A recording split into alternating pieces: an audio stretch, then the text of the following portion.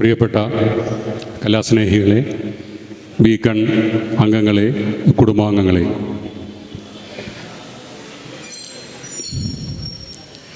കോഴിക്കോട്ടെ കലാസാംസ്കാരിക വേദിയായ ബീക്കൺ കാലിക്കറ്റിൻ്റെ 37ാമത് പരിപാടിയാണ് ഇന്നിവിടെ നടക്കാൻ പോകുന്നത്.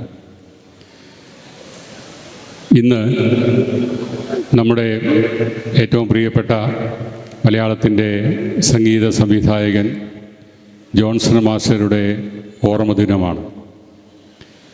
അദ്ദേഹത്തെ ഓർക്കാതെ പോകുന്നത് ശരിയല്ലല്ലോ എന്നുള്ള ചിന്തയോടെയാണ് നമ്മൾ ഇന്ന് ഈ ഒരു ഗാനസന്ധ്യ ഇവിടെ ഒരുക്കുന്നത്. ഏതോ ജന്മകൽപ്പനയിലെന്ന ഈ സംഗീത സായാഹ്നം ബീക്കണിൻ്റെ അനുഗ്രഹീതരായ ഗായകരാണ്, അംഗങ്ങൾ തന്നെയാണ് ഇവിടെ അവതരിപ്പിക്കുന്നത്. ഈ ചടങ്ങിന്, ഈ സംഗീത സന്ധ്യയിൽ ആസ്വദിക്കാനെത്തിയ എല്ലാവരെയും സ്വാഗതം ചെയ്യുന്നു. നമുക്കാദ്യം നമ്മെ വിട്ടുപിരിഞ്ഞ ഗായിക എസ് ജാനകിയോടുള്ള ആദരസൂചകമായി 1 മിനിറ്റ് മൗനം ആചരിക്കാം. ഇന്ന് ഈ പരിപാടിയുടെ മുഖ്യാതിഥിയായി എത്തിച്ചേരും എന്ന് സമ്മതിച്ചിരുന്ന നമ്മുടെ ആരാധ്യയായ deputy mayor Shrimati S Jayashree teacher, അവരുടെ മകളുടെ മകൾക്ക് തീരെ സുഖമില്ലാതെ പെട്ടെന്ന് അവർ ഹോസ്പിറ്റലിലേക്ക് പോയിരിക്കുകയാണ്. അപ്പോൾ അവർ എത്തിച്ചേരും എന്ന് നമുക്ക് ഉറപ്പില്ല. അവർ പറഞ്ഞത് നമ്മളോട് ഈ പരിപാടി ആരംഭിക്കാൻ വേണ്ടിയാണ് പറഞ്ഞിരിക്കുന്നത്. നമ്മൾ ഗാനമേളയിലേക്ക് കടക്കുന്നതിന് മുമ്പ് ഒരു ചെറിയ ചടങ്ങ് ഇവിടെയുണ്ട്. അത് ഈ ബീക്കൺ അംഗങ്ങൾക്ക് വേണ്ടി ഞങ്ങൾ നടത്തിയ ഈ നമ്മുടെ കഴിഞ്ഞ വേൾഡ് കപ്പ് ഫുട്ബോളിൻ്റെ ആരായിരിക്കും അതിൻ്റെ വിജയി എന്ന് ഉള്ള ഒരു പ്രവചന മത്സരം ഞങ്ങൾ നടത്തിയിരുന്നു. അത് പ്രീ ക്വാർട്ടർ മത്സരങ്ങൾ ആരംഭിക്കുന്നതിന് മുമ്പാണ് നമ്മൾ അനൗൺസ് ചെയ്തത്. ഞങ്ങളുടെ അംഗങ്ങളായ ഏകദേശം 49 അംഗങ്ങൾ അതിൽ പങ്കെടുത്തു. അതിലേറ്റവും കൂടുതൽ ആളുകൾ പ്രവചിച്ചത് നമുക്കെല്ലാവർക്കും അറിയാവുന്ന പോലെ അർജൻറ്റീനയാണ്. പക്ഷേ അല്ലല്ലോ. അപ്പോൾ അത് സ്പെയിൻ പ്രവചിച്ചത് 7 പേരാണ്. അപ്പോൾ ആ 7 പേർക്കും നമ്മൾ സമ്മാനം കൊടുക്കുന്നില്ല. നമ്മൾ അതിൽ നിന്ന് ഒരാളെ നമ്മൾ സെലക്ട് ചെയ്യുന്നുണ്ട്. ഒരു ചെറിയ നറുക്കെടുപ്പ് ഇവിടെ. അപ്പോൾ ആദ്യം ആ ചടങ്ങാണ് ഇവിടെ നടക്കാൻ പോകുന്നത്. അതിൽ ആ 7 പേരെയും നമ്മൾ വേദിയിലേക്ക് നമ്മൾ ക്ഷണിക്കുകയാണ്. Shri R Suresh, Shri Kurian Abraham, doctor P K Rajasekhar, Shri M Dineshan, Shri Sanil Deep, Shri Rajagopalan, Shri N Rameshan. ഇത്രയും ആളുകൾ വന്നു കഴിഞ്ഞാൽ നമ്മൾ വേഗം തന്നെ നറുക്കെടുത്ത് വിജയെ പ്രഖ്യാപിക്കുന്നു. നമ്മുടെ ഇന്നത്തെ നമ്മൾ ഈ സമ്മാനം കൊടുക്കാനായിട്ട് നമ്മളിവിടെ ക്ഷണിക്കുന്നത് ഡോക്ടർ എൻ.എം. സണ്ണി മാഷയാണ്. സണ്ണി മാഷ് കാലിക്കറ്റ് ബുക്ക് ക്ലബിൻ്റെ സെക്രട്ടറിയാണ്, വിവർത്തകനാണ്. നമ്മുടെ പരിപാടികളിലൊക്കെ ഇവിടെ എത്തുകയും ഒക്കെ ചെയ്യുന്ന ആളാണ്. കഴിഞ്ഞ മാസം നമ്മൾ എസ്.കെ. പൊറ്റക്കാട് അനുസ്മരണം നടത്തിയപ്പോൾ അദ്ദേഹമായിരുന്നു അനുസ്മരണ പ്രഭാഷണം നടത്തിയത്. മാഷെ ഞങ്ങൾ ആദരപൂർവ്വം സ്വാഗതം ചെയ്യുന്നു. ഈ ചടങ്ങിൽ അധ്യക്ഷനായിരിക്കാൻ ബീക്കൺ പ്രസിഡന്റ് ശ്രീ സേതുമാധവൻ നായരെ ക്ഷണിക്കുന്നു. എല്ലാവർക്കും നമസ്കാരം. നമ്മുടെ ബീക്കണിൻ്റെ 37ാമത് പരിപാടിയാണ് ഇന്നിവിടെ നടക്കുന്നത്. ഈ ഉദ്ഘാടന ചടങ്ങ് നമ്മൾ ഒരു നറുക്കെടുപ്പ് മാത്രമായിട്ട് ചുരുക്കുകയാണ്. ബീക്കൺ അംഗങ്ങൾക്ക് വേണ്ടി നമ്മൾ നടത്തിയ പ്രവചന മത്സരത്തിൽ 49ഓളം എൻട്രി നമുക്ക് കിട്ടിയിരുന്നു. നമ്മൾ വാട്സപ്പ് ഗ്രൂപ്പിലൂടെയാണ് നമ്മൾ പ്രവചനങ്ങൾ ആവശ്യപ്പെട്ടത്. ആ 49ഓളം എൻട്രികളിൽ 7 പേരാണ് സ്പെയിൻ എന്ന് പറഞ്ഞത്. അതും നമ്മൾ പ്രീ ക്വാർട്ടറിൻ്റെ മുമ്പെയാണ് ഈ പ്രവചന മത്സരം നടത്തിയത്. അതിൽ 7 പേരുടെ നറുക്കിട്ടെടുത്ത് വിജയിയെ ഇവിടുന്ന് പ്രഖ്യാപിക്കുന്നതിനും അവർക്കുള്ള സമ്മാനം കൊടുക്കുന്നതിനും സണ്ണി മാഷ് എത്തിയിട്ടുണ്ട്. ഞാൻ കൂടുതലായിട്ട് സംസാരിക്കുന്നില്ല. സ്റ്റേറ്റ് അവേ നമുക്ക് നറുക്കെടുപ്പിലേക്ക് പോകാം.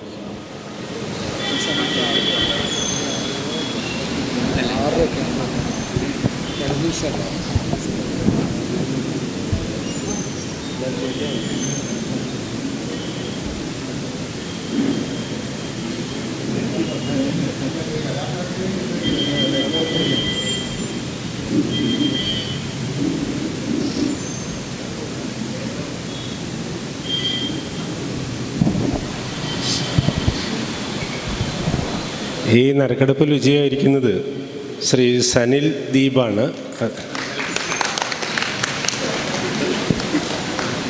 സനിൽ ദീപ്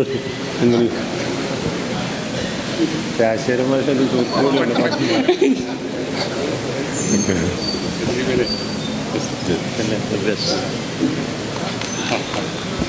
എൻ്റെ ഒരു സുഹൃത്തുകൂടെ പുറകിൽ നിൽക്കുന്നുണ്ട്. മൂപ്പരുടെ പേര് വന്നിരുന്നെങ്കിൽ അത് ഒരു അനൗചിത്യമായി പോയതിനേന്ന് തോന്നുന്നു. മൂപ്പർ ഞങ്ങളിങ്ങനെ രഹസ്യം പറയുകയും ചെയ്തു. ഫുട്ബോൾ ഉണ്ട് കേട്ടോ.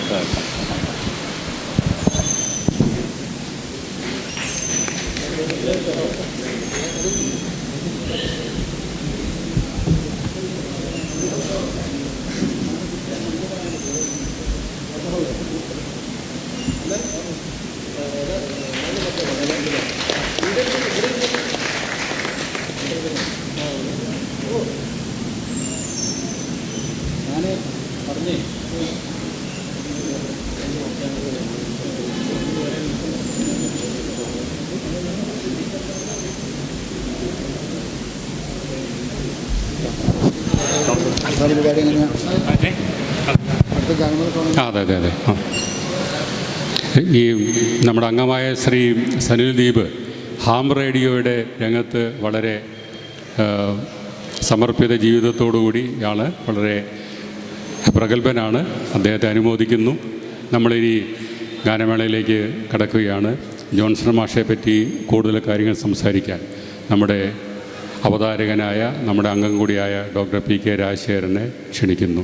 മൈക്ക് അദ്ദേഹത്തിന് കൈമാറും. നമ്മുടെ ഇന്നത്തെ പരിപാടി നേരത്തെ പറഞ്ഞു, ജോൺസൺ മാഷെ കുറിച്ചുള്ള ഓർമ്മകൾ.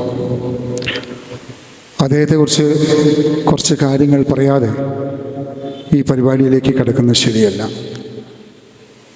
തൃശ്ശൂർ ജില്ലയിലെ നെല്ലിക്കുന്നിൽ തട്ടിൽ ആൻ്റണി മേരി ദമ്പതികളുടെ മകനായി 1953 മാർച്ച് 26 ജോൺസൺ ജനിച്ചത്.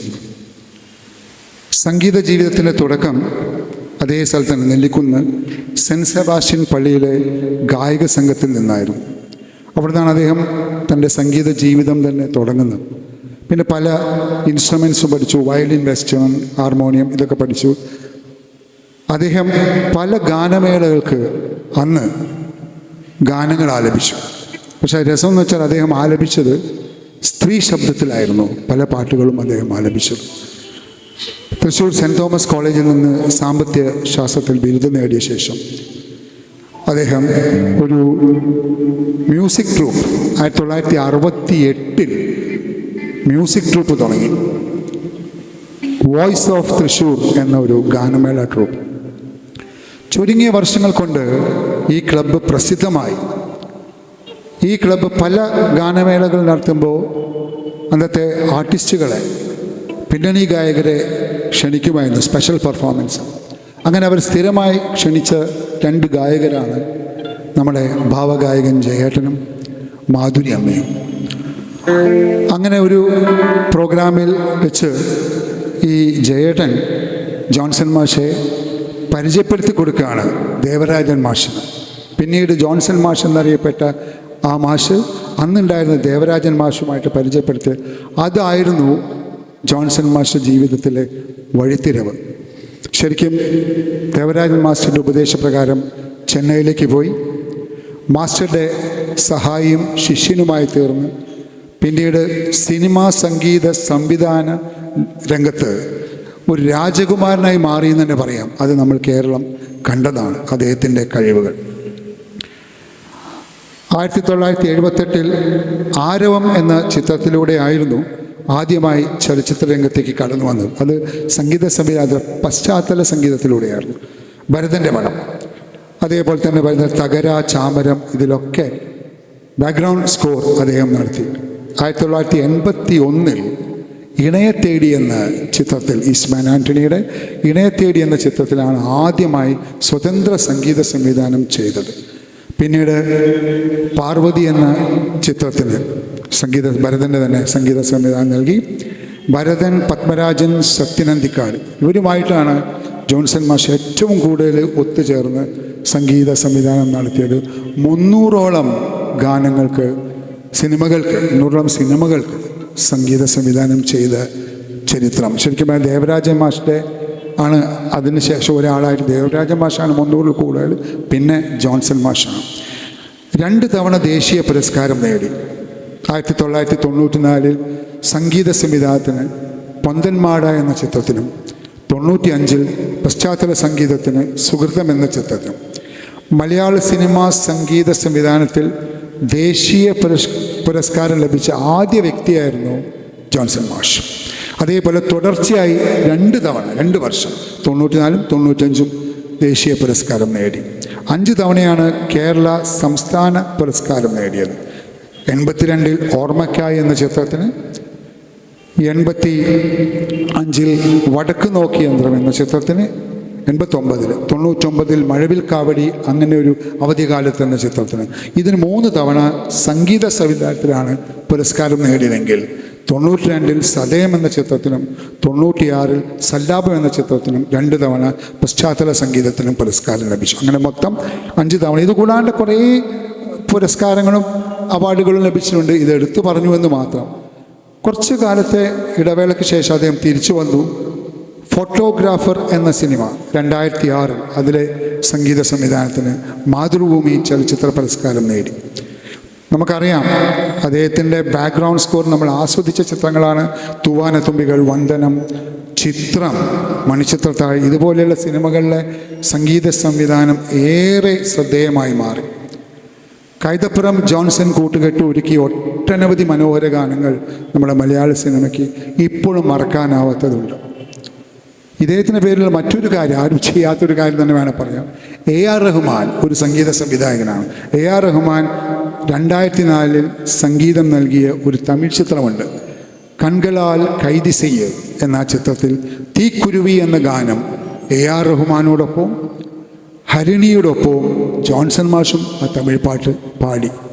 അപ്പോൾ മറ്റൊരു സംഗീത സംവിധായകൻ്റെ സംഗീതത്തിൽ ഇവിടുത്തെ ഒരു സംഗീത സംവിധായകൻ പാടിയ ഒരു ചരിത്രം കൂടി അന്നുണ്ടായി. 4 ആൽബങ്ങൾ ഇറക്കിയിട്ടുണ്ട്. സ്നേഹദീപിക, പരിശുദ്ധൻ എന്ന ക്രിസ്തീയ ഭക്തിഗാനങ്ങൾ, ഓണത്തപ്പൻ, നന്ദിപൂർവം ജോൺസൺ എന്നുള്ള ഗാനങ്ങളും അദ്ദേഹം എഴുതിയിട്ടുണ്ട്. അദ്ദേഹത്തിൻ്റെ ഒരു രീതി എന്ന് പറഞ്ഞാൽ ഒരു നമുക്ക് എങ്ങനെ പ്രവചിക്കാൻ പറ്റാത്ത വരികളുടെ വചനതാളം, വരികളുടെ ഓരോ വരികളുടെയും ആ വചനത്തെ താളവും അതിന് സ്വര ക്രമീകരണവും ഒന്നിച്ചു ചേർന്ന് ഒരു പ്രത്യേക രീതിയിലായിരുന്നു ജോൺസൺ മാഷിൻ്റെ സംഗീതം. അതിനൊരു പാശ്ചാത്യ സംഗീതത്തിൽ ക്ലാസിക്കൽ മ്യൂസിക്കിൻ്റെ കൂടിയുള്ള ഒരു കോമ്പിനേഷൻ. അതിൽ ഏറ്റവും രസം ജോൺസൺ മാഷ് കർണാടക സംഗീതം പഠിച്ചിട്ടില്ല എന്നുള്ളതായിരുന്നു. പക്ഷെ അദ്ദേഹം സംഗീതം ചെയ്ത മിക്കവാറും ഗാനങ്ങൾ കല്യാണി രാഗത്തിലായിരുന്നു. അദ്ദേഹം ശരിക്കും പറഞ്ഞാൽ ഒരു ദൈവതുല്യനായി തന്നെ വേണേൽ പറയാം. ജന്മനാ ലഭിച്ച ആ കഴിവ്. പക്ഷെ വളരെ കുറച്ച് കാലം, 58 വയസ്സാവുന്നവരെ, അത് എനിക്ക് പറയാൻ തോന്നിയാണ് ഞാൻ ഈ പറയുന്നത്. പണ്ടെല്ലാവരും പറഞ്ഞു കേട്ടിട്ടുണ്ട്, ദൈവത്തിന് ഏറ്റവും അധികം ഇഷ്ടപ്പെട്ട അവരെ ദൈവം നേരത്തെ വിളിക്കും. ദൈവത്തിന് ഏറ്റവും അധികം ഇഷ്ടപ്പെട്ട ഒരു കുടുംബം തന്നെയായിരുന്നു ജോൺസൺ മാസ്റ്റർ. നമ്മളതൊരു വിധി എന്നൊക്കെ പറയുമെങ്കിലും 2011 ഓഗസ്റ്റ് 18 തൻ്റെ 58-ാം വയസ്സിൽ ജോൺസൺ മാഷിൻ്റെ, എനിക്കിങ്ങനെ പറയാനേ പറ്റുന്നുള്ളൂ, മൺവീണയിൽ കൂടണയാൻ ഒരു മൗനം കടന്നു വന്നു. ആ സംഗീതയാത്ര അവിടെ അവസാനിച്ചു. 2012 ഒരു വാഹനാപകടത്തിൽ മകൻ റെൻ ജോൺസണെയും 2016 മകൾ ഷാൻ ജോൺസണെയും, ഷാൻ ജോൺസണും ഒരു സംഗീത സംവിധായകൻ പാട്ടുകാരിയും കൂടിയാണ്, ഈ 2 മക്കളെയും ദൈവം കൂട്ടിക്കൊണ്ടുപോയി. അതാണ് ഞാൻ ദൈവത്തിന് ഇഷ്ടപ്പെട്ട കുടുംബം. ഇപ്പോൾ അവരുടെ അമ്മയും ജോൺസൺ മാഷിൻ്റെ ഭാര്യയുമായ റാണി എന്നുള്ളവർ മാത്രമാണ് ഇരിക്കുന്നത്.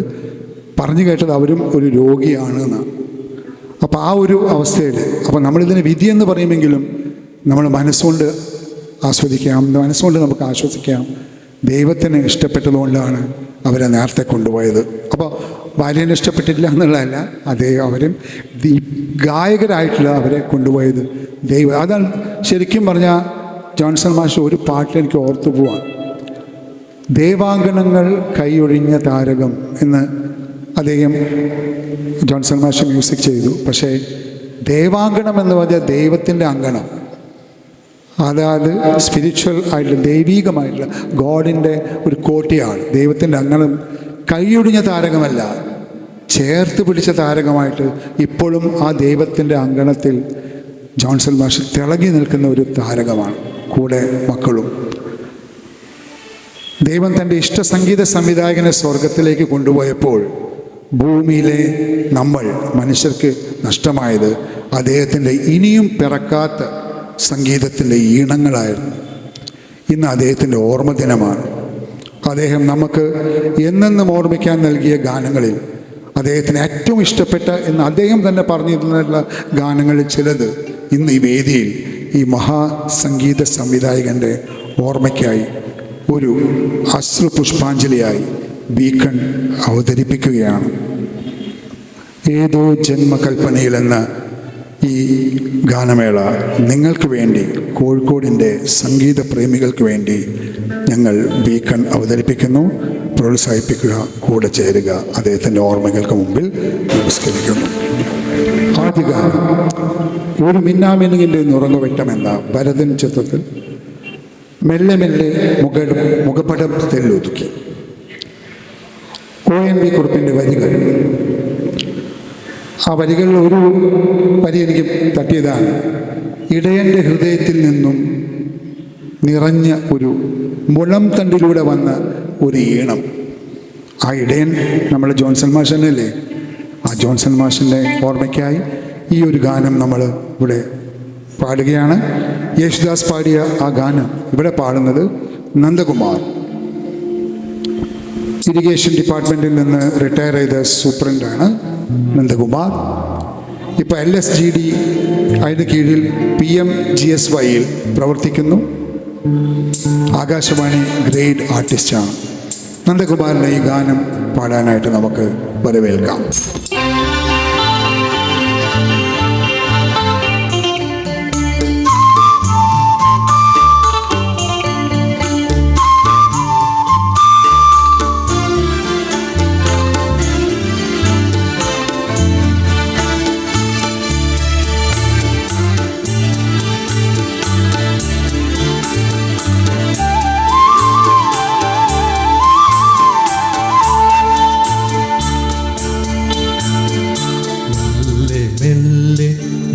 പടം തെല്ലൊതുക്കി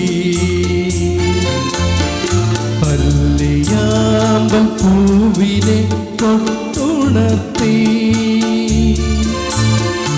ഒരു കുടന്ന നിലാവിൻ്റെ കുളിരു കോരി നെറുകയിൽ അരുമയായി തുണഞ്ഞ താരോ പടം തെല്ലൊതുക്കി.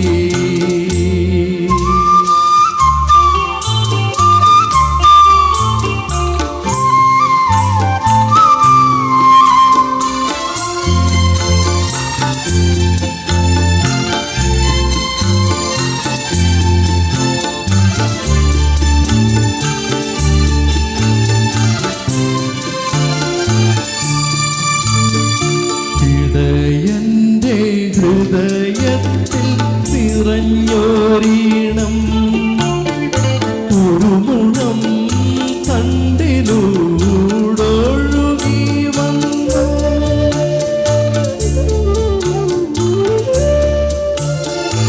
ഇടയൻ്റെ ഹൃദയത്തിൽ നിറഞ്ഞോരീണം ഉറുമുളം തണ്ടിലൂടൊഴുകി